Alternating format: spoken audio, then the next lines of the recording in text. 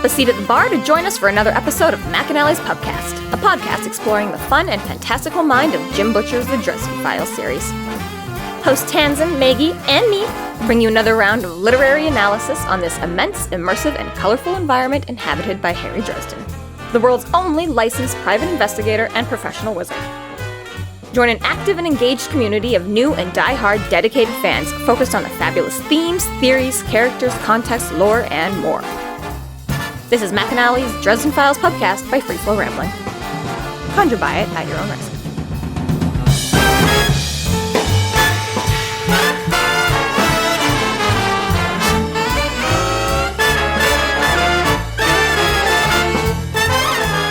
Welcome to the McAnally's Pubcast, brought to you by Free Flow Rambling. This is episode 17.2, Pop-Up Advertising, where we are covering the novel Proven Guilty. My name is Tanzan, and I am joined by Maggie. Hello, hello. And Jess. 249 days. Chapter 3. While Harry is driving, Lasciel comes for a visit to remind him that her services are at his disposal. As Harry drives, he is surprised by the arrival of a certain tempting guest. Temptress? In the passenger seat. Why, yes. Oh my gosh. I do love that she wears a Greek tunic. Right. Toga. Yeah.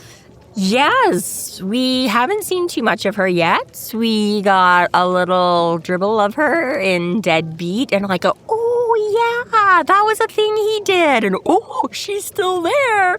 And now she's just like, yo. It's like, yes, you get to see her again. And right away, she's like, just so you don't forget about me. And he's like, go back in your fucking box. I think the funniest part of her just like randomly popping up is that like Harry's way of controlling it is like, put a seatbelt on. I know. And the funnier part is that she does. She's like, fine. My car, my head, my rules. I understand that keeping whatever semblance of control in the situation you have is good, and that forcing boundaries on her is necessary, appropriate. Well, yeah, I mean, a good Practice. Yeah. it's more for Harry's benefit rather than hers, you know? Almost nothing he ever does or says to her affects her. It's all just for, Harry's resolve and Harry's morale. Like, yeah, I'm still in control of things. It's kind of more where I see it from, because for her, again, like you said, it really doesn't matter. Yeah. And even later on in the book, too, there's a couple of times when he's like, as long as I just don't think about it immediately, I'll slow her down. She'll always get to know about it eventually, but if I can just block the now active thoughts. thoughts, yeah. Yeah, but I'm just, really, who cares? She's so smart and so sentient within his mind, access to everything, more or less, that she could almost just be writing your day-to-day life for you and just predict every outcome possible of the day. And that's what Harry's worried about. That's the whole problem, is that Harry knows that, too. So it's a little bit funny for him to be like, as long as I can slow her down. I'm like, as long as you feel good about that, Harry. Right. Because it's really just for you. Well, and it is funny, because like I say, she basically scares the shit out of him just popping. I'm like, again, you live in her mind. You like, she just basically just said, he's like, put on a seatbelt, and she's like, I exist in your mind only as... I'm like, you couldn't have eased in. You couldn't have given him a warning. You couldn't be like, hey, Harry, you know what I mean? No, you just got to suddenly pop into view and scare the crap out of him while he's driving. But I love that they do. They kind of have this back and forth, right? And I agree with you, that I'm like, you can't block her from seeing what's going on as you're doing it. You can't block her from rifling through your memories, but you can shield your active thoughts. Well, like how... And that's even more why it's funny to me. Why can't you block more of... If she's always there constantly, then he could just be imagining her constantly, so she can't pop in and out. And she's basically just doing like that whole object permanence with a baby thing, where it's like peekaboo, where she's just like, she's just purposely like an animaniac. I'm standing in your pupil, now I'm not. I'm standing in your pupil, now I'm not.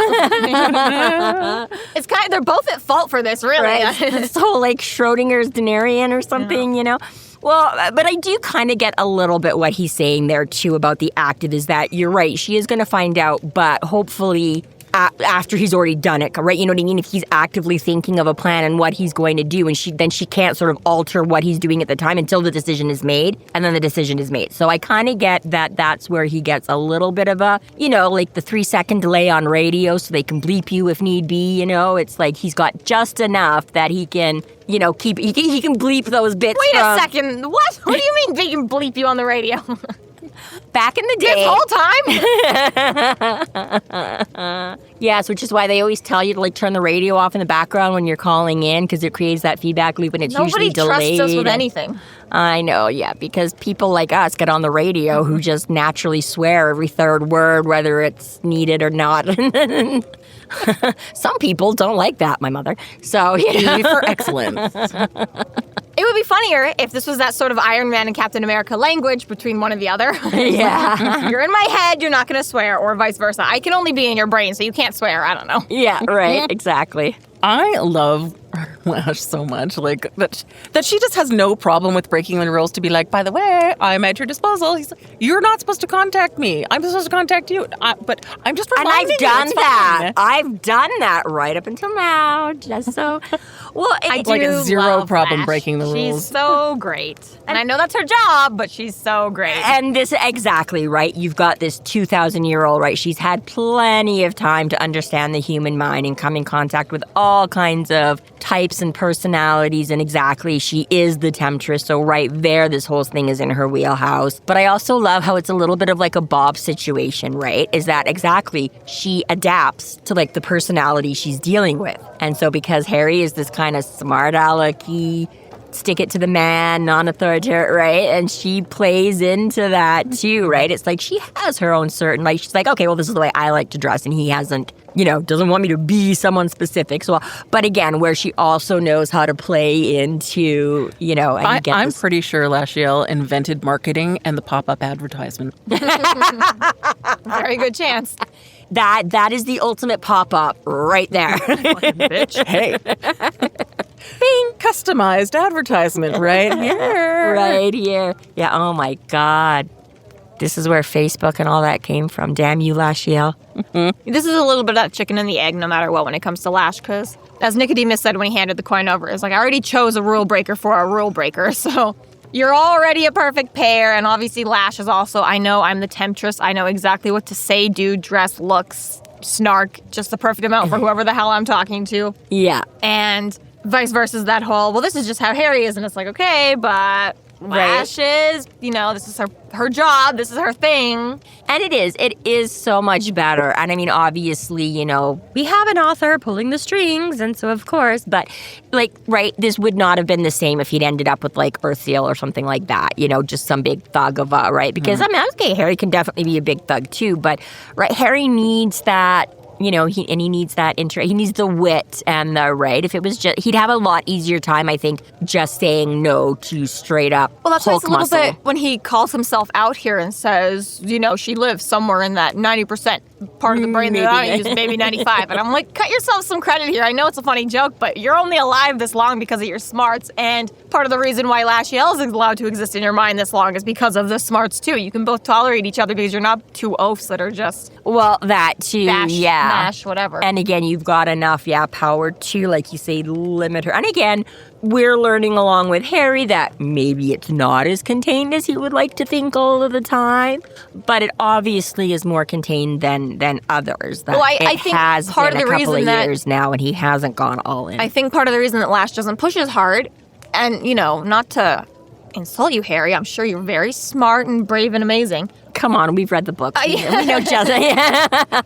He is, but I think she's letting him have more control than even he thinks that he's fighting for control, and I think she's just allowing a lot of it because letting him underestimate her. She likes the illusion of it. She likes the choices he's making. She likes the things that he does. She doesn't feel the need to take over 100% because she's like, for the most part, I'm happy. I'm with getting what I want anyways. Exactly. Yeah. Whereas if she'd taken over someone that was a little bit, stupider, more oafish, more smash bang, she might have just been like, let's just get this done. Yeah, not just because it was easier, because Harry's not an easy prey, but at the same time of just being like, I don't like the way you do things, so I'm just in charge now. Whereas Harry, I think she's a little bit of that, like, okay, it's not perfect, but it's entertaining for now. So not that she's bossy, she just has better ideas. Mm-hmm. Weird, like other people we know. Not that that's the T-shirt I got Jessica that she's wearing right now. But yeah, exactly right. If she didn't like the style of whoever she was shadowing or whatever, she would have been much more dominant, much more aggressive, and assertive. In I think she's got all the time in the world as long as he's not in danger. Yeah. That's when she's like, oh, well, you have to live. And this is an interesting point that they come here where he's like, I would have banished you if I could think of a way of doing it without killing myself. And she's like, excuse me, I want to live. And he's like, yeah, that's my point. If I could survive it, knowing full well that it's not just necessarily the magic it would take, but I'm like, yeah, you would fight back. And So maybe he did not want to kill those people in cold blood, but Lash was like, we gotta live, shoot, shoot, shoot. which ones? Corpse Taker and Cassius bullshit, man. Okay, I was like, that wasn't really in cold blood, right? But okay, yes. Yeah. No, but that's what Harry keeps saying is, my had no Achilles choice, heel, yeah. the worst I've ever been. I'm such a monster now because of those 2 deaths that definitely deserved it. Maybe we can pin that on her. Rather Right. than like Harry in the moment. It's just like, she's been tempting you a little bit more. Like Right, here, you like had over that. there. Right, you might not have 100% made that decision, but you had that little. Regardless we of the know dark from the magic. example of the last book that she can produce lots of things that he thinks he's seeing that are real that Exactly. aren't. We never know. Like He's like, seeing and And hearing. we already also know he's an unreliable narrator, so these could be moments that were actually her. well, that's even more annoying about her being able to pop into the seat. Is like, you should really be trying to see her at all times, doofus. Like, And you know know she's what in your brain. Oh, but she promised she wouldn't do it again. Okay. Which I mean, again, You've been wearing purple pants all week, Harry, and don't know it, but okay. and this is exactly like he say chicken. Like, she could be Emperor's clothing him literally every single day, and he doesn't know about it. That's He's the- like, that's fine. That's literally the point I was just gonna make. Like you say, the whole chicken is we don't know. Like if she can, make the illusion that she actually pulled the seatbelt over and he heard the click. So obviously he's not still seeing the seatbelt sitting there hanging from the door frame or what. You know what I mean? She could you know what I mean? She could be sitting there. She could be in plain view the entire time. And also have 10 other versions of her not visible doing what, this is the whole thing, that seen or not seen or talked to or not to or in your, And just knowing that she's talking to Harry's dark shadow the whole time, too, at any given time, right? But also, I mean, we've already fucked up if, like, Thomas has been dead this whole time and rotting in a corner, but every time Harry walks into his apartment, he just has a conversation with his brother. Doesn't have idea. And Lash is appearing as Thomas. Right. Being like, I'm busy, I gotta go. Like, almost, yeah, this is the thing, right? Is that there's unending, infinite possibilities. The fairies of, came in one time, cleaned up a body, and we're like, all right, we don't ask questions, man. I find this. Just add more Fruit Loops. I find this read through even like I do sort of like look at things and go, was this Lash or was this you? Like you. Right now, you've got that seed of doubt planted that you take a more more this time critical than- eye to everything Harry does. And again, everything he's done in the last couple of years, you can now look at through another lens now that you know these and everything going forward. And There's this so is many the thing. moments in this book that I don't know if this was the book that sparked it for me originally or not, because it's too hard to look back to that. But again, my time travel theory, I could point to so many moments in this book where I'm like, there it is. That's it. That's a moment. Here's the proof. This is the thing. And I mean, we'll get to those chapters as we get to them. But the whole time, too, is like, Jim Butcher has confirmed there's a time travel book coming. We already know that as a fact, okay? It's definitely coming. Harry breaks every single law of magic. It has to come. We know that. And then we already know that Lash is ruining his perception of things at who knows, any given time possible, whatever. So yeah, having those two things play for this book the whole time is just, what do we know anymore, really? Mm-hmm. Well, it is. It's like that whole thing, like we say, like you could never know what someone else is thinking. And again, we have to take people at their word and face value to it, right? But I mean, it's that whole thing of exactly, are you seeing it or not? Are you getting the whole story or not? Are they telling you the truth or not? Are they, right? And I mean, kudos, because like with this whole thing, like, kind of like the whole cannon fodder thing, we'd all like to think we'd pull out our fancy martial arts moves that, we got from watching TV or, some super clever thing if we were in a critical situation. And we're like, no, in reality, I probably would be cannon fodder, right? Like, I'm probably one of the first ones down in the zombie apocalypse. Most of us are red shirts. Mm-hmm. Most of us are red shirts. And it's the same thing here, right? Where it's like, I would love to think that I would be like, no way, bitch, you're evil. You just stick to the recess. And I'm like, yeah, in reality, I probably would have caved within like the first month. I would have been like, wow, you're cool. I like it. Oh, I can't. They could have told me the whole playbook, and I'd be like, that's more fun than going to work every day. Let's do your thing. How he writes it with the "as you wish." Oh, that just is like having that sort of like Princess Bride reference every time. Just makes me even more fond of her. Yeah.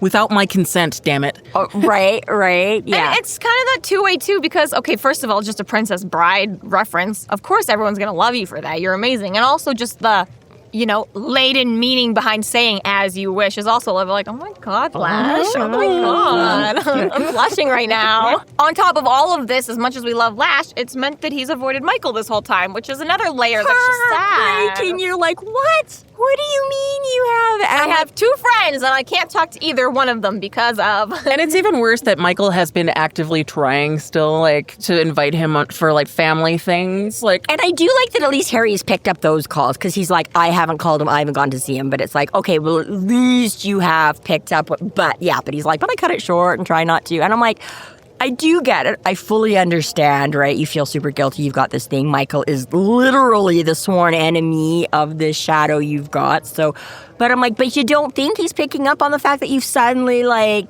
just ghosted him for 2 years, kind of a thing. A funny thing for us is that it's taking us roughly a year to get through each book. Is that it's been 2 real years for us since we've seen Michael, and it's that's a long time, man. We missed that time. It's a long time, and he's Harry's harboring some serious shame and guilt. Yeah, which I get. And if he would just even tell Michael, I didn't do the wise thing, but I did do it to try to save your child. Michael would understand. He would totally understand, but that's the thing that Harry's scared of, is that he's going to look at me like I'm a Denarian, because I am. And he doesn't want I was going to say, he would understand, but again, unless he turns it over, because that's the thing, right? Harry could have turned the coin, he could have picked it up and gone into Michael and said, take this and give me an exorcism. And he didn't. He took it home and buried it. Hence more shame. He's had 2 years to do it. And again, right, it feeds to that thing that Harry has. Cycle. Harry's left the option open, right?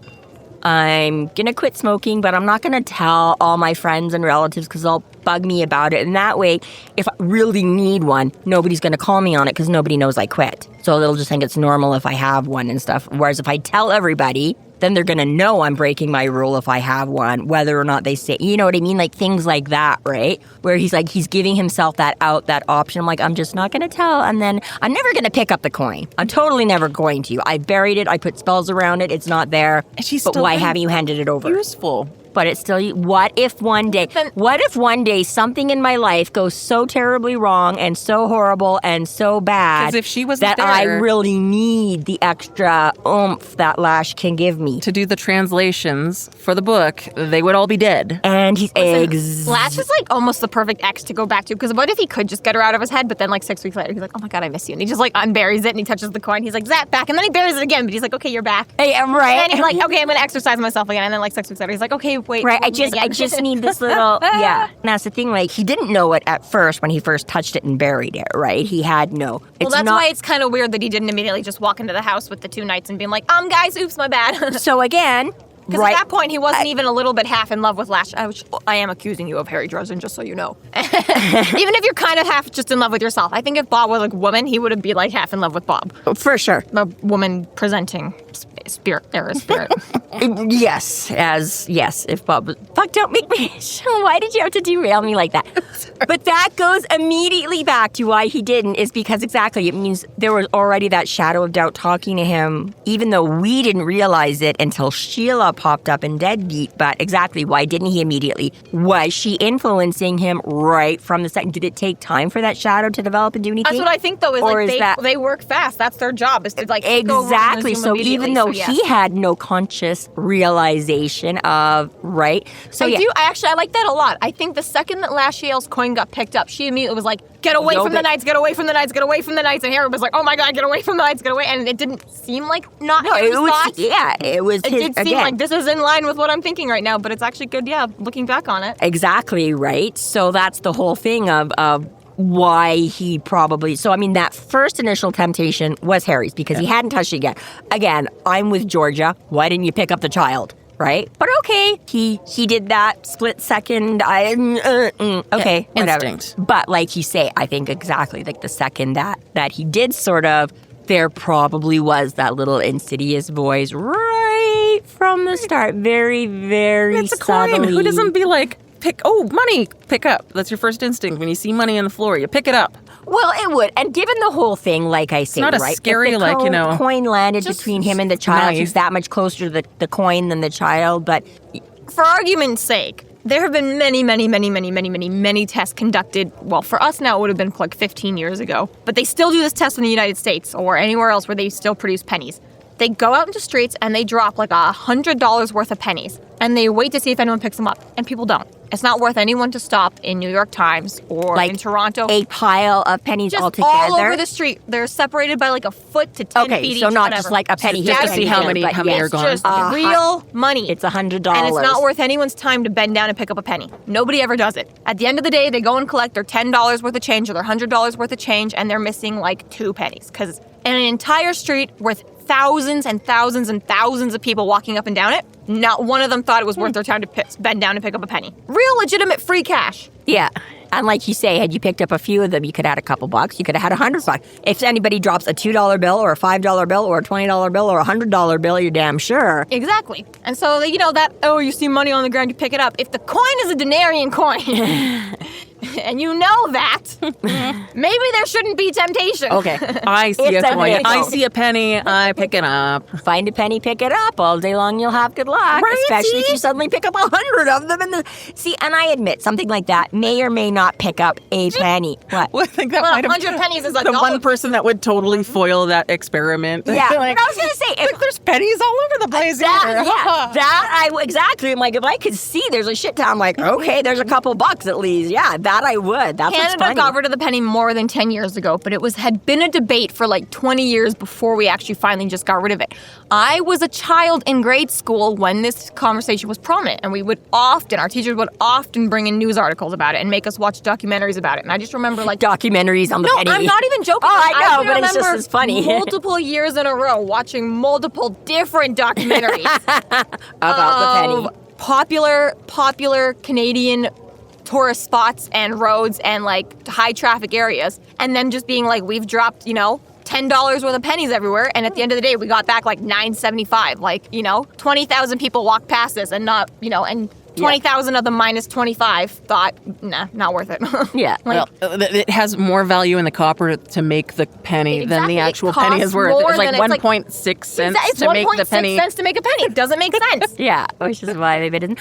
Well, and it's funny too because you look at the things like where you used to do those machines where you press a penny and either stamp something else on it or just whatever, blah, blah, blah, Again, it was like, oh, sure, a penny was worth, I'm like, nobody's dropping like a quarter or, I was like, do any of those machines still exist? Does any, do they do it on like a They nickel? do, but they come with a little tap pad on them now that costs 25 cents, and you get something that was never a penny in the first place. It was always just a stamped piece of copper. There you go. There you go. So, Which is less, like skirting the laws, I guess, because you're not allowed to deface money. Maybe that's it. but it was just a penny. Yeah, right. But I mean, even those, right? How many millions of dollars in pennies have gone? Yeah, I think the they're way of mostly the just at, like Dobies. Disneyland and museums now, but Yeah, it used to be like at West Edmonton Park or Fort Edmonton. They used to be things like everywhere. that. They used to be, yeah. Oh, They you only said cost a now penny. they're only, yeah. But yeah, it's just funny little things like that, right? But the only flip side to that, I would say, is the denarian coin. And I'm like, okay, but anything that's not a local coin,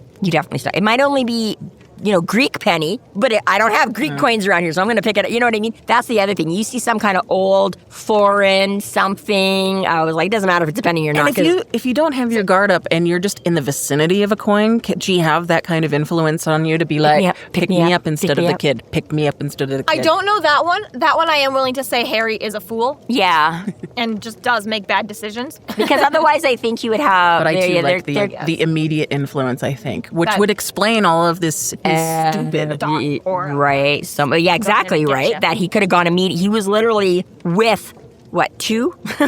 2 nights were like 10 feet away, and he could have been like, yo, guys, like, I just saved your kid. And Exactly. But, even like you say, if he did manage to grab the coin instead of the kid, and no. But yes, like you say, for 2 years now, he's been pulling the sorry Michael, I have to wash my hair card, and it's very sad. But Michael still, being Michael, has still been calling him periodically to check up on it too. That's the other thing. Most of us would have been like, all right, fine, right? Michael's a I good get the friend. message, fuck you, whatever, you don't have time for me, I don't have time for you. Whether maliciously or not, I mean, this is how people phase out in and out of each other's lives, right? I'm like, best friends from childhood, I still love them to death. Yeah, I talk to them like once or twice a year, and I remember to text them on their birthday, and you know what I mean? No, I would if they called me, but I'm like, I don't have the time, they're busy, They didn't call me. I didn't call them. Oh, well, we're fine, you know. But yeah, Michael's like still, again, Michael's a little bit like Lash. She's like, I'm still on the peripheral. I'm still here. If you want to talk, Harry. Michael would love that comparison. She can pop it every now and again. I think Michael's more like, if it's the will of God that Harry comes back into my life, then he'll come back into my life. If it's the will of God that Harry's doing his own thing, then fine. Yeah, right, and that's probably it too. But yeah, Michael again is just like, okay, I won't push things. I'm here for if you need me, bud. But probably helps that his wife isn't like, oh my God, he's not coming to dinner? What? No, call him back. While Harry contemplates all of this, he hears a crunching and suddenly starts to lose control of the beetle. Yeah, why? Because there's no way things could get any worse.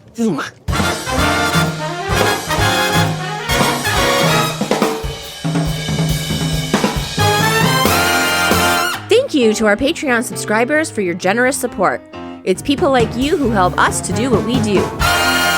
If you're not yet a Patreon subscriber, sign up today and get a fuck ton of bonus content, kick-ass merch, behind-the-scenes outtakes, and more. Sign up today at www.patreon.com/freeflowrambling. Chapter 4. Murphy comes to check on Harry after his run-in with the Chrysler. Lo and behold, his nice little chit-chat with Lash is over, and now somebody is ramming his car. Big old Chrysler. Fucking bitch. Do you have 360 or not? What the hell? What is the point of this fucking ghost lady? Lash, you're so useless.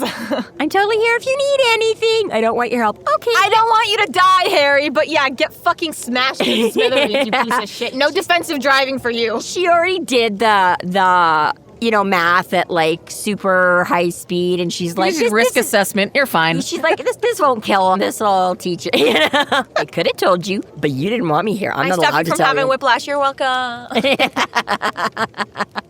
Actually, and maybe it was her idea to have the seatbelt on to make sure that he had his own seatbelt on. Have you seen those TikToks? Oh my God, it's your fault.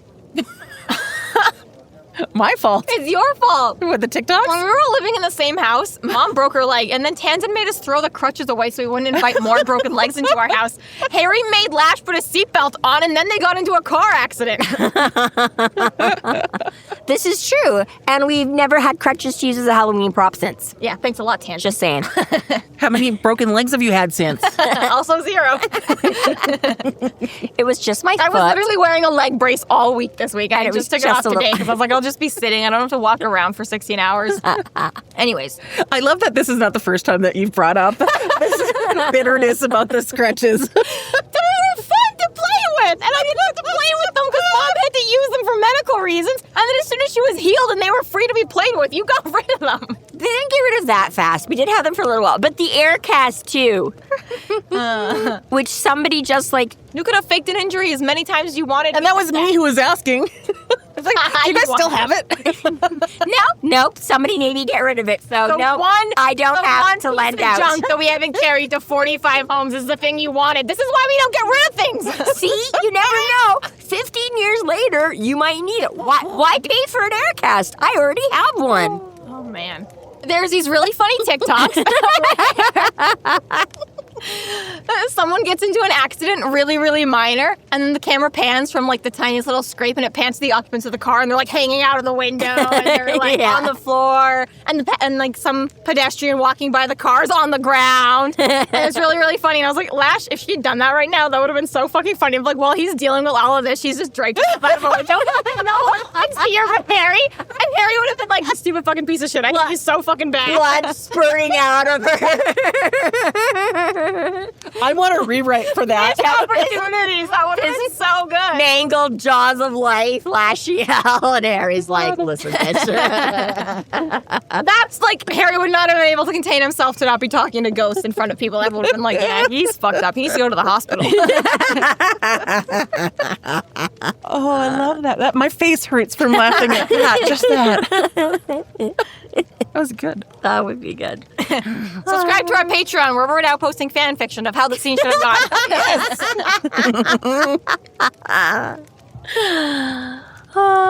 So yeah, Harry gets broadsided. That would be fucking It would hilarious. be so funny. It's funny how he gets all battered around, but he still has like he only loses one side window because the back window is still plexiglass from the last time it got shot out and dead. He's like, I'm adjust. Which, by the way, I think we've mentioned before, but just in case I haven't, anybody missing a window, clear vinyl shower curtain. You have mentioned it. So brilliant. Okay. So yeah, so he only loses the window, but he can't get his door open. So it's like I can just find the energy to slide back across it when I, climb back in my window. Old Dukes of Hazzard. Yeah, his delirium moment is kind of fun. He almost thinks to look for the license plate, and then he's like, yeah, fuck it. They're gone. Or maybe not. Yeah. Which, I do appreciate that he has some little wherewithal. But, again, Lash, did you get the license plate? Right? She's respecting his wishes at that moment. I know, but for it's some Fuck you, reason. bitch. Fuck you. Now Just to prove a point. Wait, what is that? Malicious compliance, anyone? I understand all of that. It's just that, spoilers, he never asks her for the rest of the book or the rest of his life. He never asks her. And it's just like, oh, sure, it's convenient last book, but not this book, so we're not going to do it. Right. In all fairness, though, again, she doesn't have complete autonomous, right? So if he has not glanced at the car, she's not going to know it either. I know, she's not actually 360. I know she's not actually there. She can only see what Harry's eyes see. Yeah, and I mean, sure. But if he's looking in that direction, she gets it. You'd think there was, the possibility that if he saw the car. But if he's already had a head injury by then, his eyes might not even work enough for her to be able to decipher. But no, I get plot device. It is very convenient that, right, had he needed to, if they wanted to solve this quickly, somehow, some way. We must leave room for plausible deniability. Yes. Suspension of disbelief. Yes. There we go. Thank you. Sorry. That one. So he says there. So this guy shows up and Dresden recognizes him, which means one of two things. He's just somebody that we will never, ever, ever hear again about in any of the series, or he will be dead by the end of the book. One of the two. Wait, I haven't gotten that far. This is what I'm saying. We don't know yet. But this guy has popped up, and Harry recognizes him and names him. So it just means he is legitimately just one of the many, many people that Harry doesn't know on the Force. Got a name? Or he will, we'll just never, ever, ever hear from him again. Or he's the red shirt in this book that will pop up and be dead later on because they need to kill a cop somewhere and it can't be, Poor Grayson. Murphy. Yeah. It's one of the two. So the cop does help him get out of the car, sits him on the curb, assesses whether or not it's concussion or drunk, which is very fair, I guess, but I would be offended. I do just kind of checks it for open bottles. Okay. Just a bloody shirt, it's fine. And then Murphy shows up. And now, this book was obviously written before the last short story was written. However, because this has got all the references to a wedding having taken place, it's clear that Jim Butcher had already had his timeline in place. He didn't just throw in a wedding. He already knew that Billy and George's weddings got fucked up by Jenny Greenteeth before he ever wrote that short story where it actually happens. Yeah, well, or at least he knew there was going to be, he knew there was a wedding. That's all he says. Well, but he mentions that later on in the book, he's all like, Maeve, you fucking piece of shit, interfering piece of shit. Okay. So we know that Jim Butcher had those events laid out regardless of whether or not he'd written for it yet or not. Right, that was in the backstory, whether or not. Now he's like, actually, I need a short story. Let me take this point. Exactly. Okay. Which means Harry and Murphy have kissed at this point. Not really. That was CPR. Sort of. He said, That was cheeky there was CPR. There was just a half second where she started moving where you could interpret it as a kiss, but yes, I'm saying I guess. we're in this post-kiss world now, people. And we are just ignoring it. It never happened. But yes, it is kind of a cute moment where, a cop sits him down on the curb. He's already just doesn't even know how long, not that he could if he doesn't have a cell, but I do like that somebody called the cops, or I guess, I don't know, Grayson was patrolling that area, and somebody has noticed a car crash in this guy, and comes to check on him, and I just thought I just sat there, watching the curb spin, until, poor dear is, which again, suspension of disbelief, plot device, plausible deniability. How many conks on the head does Harry take on a regular basis? I get it. A car crash is potentially a lot good thing he's a more wizard. than somebody's fist. In other cases, too, he's potentially had, his shield up partially or something. But, yeah, this is This is definitely I like rattled that things. Grayson knows him enough to call Murphy. I like that Grayson knows that too, right? That he doesn't just call in and doesn't immediately call him up on these clothes or anything. Waits until Murphy's there. Waits until Murphy can kind of check, and he's like, so, and Harry's like, don't worry about it. And he's like, okay, because Murphy's like, yeah, don't worry about it. And he's Okay, sure. yeah. You're worse than my kid. I should probably not believe you, but yeah, okay, fine. I'm just gonna say okay. I know, right? I got a lieutenant here. I'm just presumably Not my a beat job. cop, or not my monkeys, right? Above my pay grade, whatever. If Karen's not concerned, alrighty, I'm not going to sweat it too bad. I'll assume that this is your Halloween costume in July. You know, just very sweet that she shows up and is like, hey, how are you? And he's like, oh, I'm fine. She's like, you're not making Are any you? sense. He's like, all right, maybe I'm a little bit not fine, but I'm mostly fine.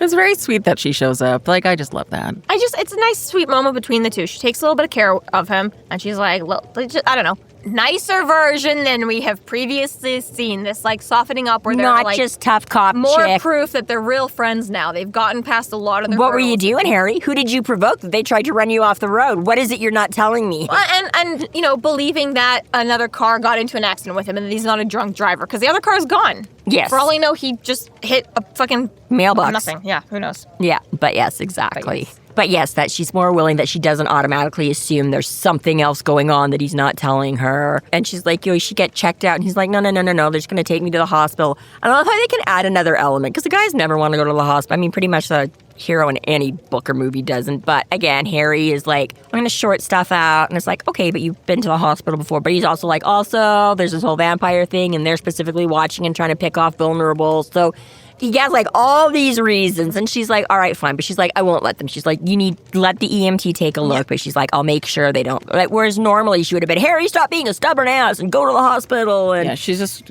got his back without having to question. Yeah, right, exactly. Yeah, without having to verify and all of that. And it's funny too, because she's like, so what'd you get into? And he's like, I don't even know yet. He's like, I'm like, I don't know. Been 20 minutes, bro. I got like some vague warning about something that just doesn't even seem likely to be part of it. But yeah.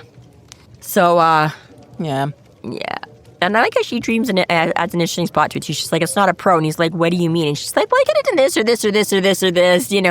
Although the one thing I don't like, and I'm assuming they're doing it simply for the benefit of anybody in the audience not knowing, or maybe it's supposed to be, again, another indication of Harry being like concussed. But she's like, an attack of opportunity. And he's like, what's that? Yeah, that's part to I'm me. like, Harry obviously it's knows when what somebody attacks when there's an opportunity. Like, yeah, I was Right. like, I hated that had to be explained. I'm like, I'm just going to hope I'll be honest, I didn't like that moment either. I was like, And again, I don't why think are we the audience needs dumbing that. it this And much? you wouldn't think anybody okay, would Harry has either. concussion. That's because I'm like, again, like Harry as a PI Was he being exactly. sarcastic? And has then not also- either been subject to and Harry's done attacks of opportunity plenty of time. And I also think maybe just potentially give Murphy a chance to do her job, because sometimes it's a little bit like, we don't need a cop anymore. Harry can just do whatever he wants. He knows everything the cops know, so it's a little bit more to be like, Murphy, do your job. Live your character role. Yeah, explain No how stuff. criminals think and act. Yeah. So, but yeah, that's what I was going to say, because my only hope is just that it's supposed to emphasize his although I guess it's just funny because normally they would have, I feel like, made, like Murphy gave me a look. Like, you're so fucking stupid. Obviously, you're concussed, so let me explain it to you. Where it's just kind of because they don't sort of make it that obvious. She smiled a little. She smiled a little and is like, but yeah, that's what I mean. They just sort of vague. don't, they just don't make it obvious enough that this is supposed to be playing up the fact that he's concussed and that's why he doesn't know. But that's the only acceptable reason to me, because I'm like, that's bullshit if you had to explain it for any other reason. Yeah. But anyways, yeah, so he wants to talk about it. He's like, not here, ixnay on which in all fairness, I'm like, I get it. And I know he kind of says I'm not really into anything, but come on, Murphy. Like, you are sitting on the middle of the street somewhere. You should know he's not going to start telling you. Well, I guess that's it too, because it's right after Grayson brings up the cloak. And then she's like, you just lied really well. And you don't do That's that. another thing. Him being able to be a good liar out of nowhere is a little bit like, okay. Right? Like, Maybe long you time. just had a lot more practice lying recently, or is this more lash? And again, I'm going to say a bit from column A, a bit from column B, because we have now progressed to, 8 years or so of this heavy-duty, extreme private investigating that he's doing. where, yeah, he probably has had to. But I mean, like you say, in those first couple books, he made a very big point of saying how shit he was and how Murphy could call him on every time. And pretty much everybody could call him out every time. And basically why he doesn't lie, because he's just not good at it. So it could be a little bit of the progression that, again, he has had a lot more to hide with the war and with all the different factions. And with Murphy, can't tell him about the wizards, and the wizards can't tell him about Murphy, and then the fairies, and then, right, he's had all these separate things. But again, right, the fact that he is so much better at it and so smooth at it and stuff, that is probably a really good indication that, yes, some of this other stuff might be impacting just a little bit as well. Mm-hmm. But yeah, all that. And then she's like, so what's going on? He's like, yeah, let's not talk about it out here. She's like, all right. I liked this moment where he where he clearly has a vulnerable moment, gets upset. And that Murphy You're such a girl, identifies Harry. it but make sure he is okay first before she teases him and like, yeah. You okay? Okay. Yeah, okay. And then she's like, poke. One little car accident, you're getting all emotional. But yeah, exactly right. That it's a great moment between them. It's not too sappy. It's not too. It's had just a couple now, but it's really good. Yeah, just another defining moment for how these two operate. Yeah, just another one that is Best friends. Yeah. Murphy then asks if he knows who did it, and Harry tells her he's sure shit gonna find out. I have big issues with the end of this book. Which we'll get to at the end of this book. I know. It's gonna take a long time. Too bad we're only on chapter 4. We'll talk about it in a year. I was gonna say, join us next May for the conclusion of Proven Guilty. Look at that face. This concludes our episode 17.2, Pop-Up Advertising. Thank you for listening. You can find us online at freeflowrambling.com and McAnally.ca. There we have links to our other podcasts, social media, and other fun tidbits. Please subscribe if you like what you're hearing, and please consider supporting us through Patreon to keep the magic alive and to see more content. We are Free Flow Rambling. Conjure by it at your own risk.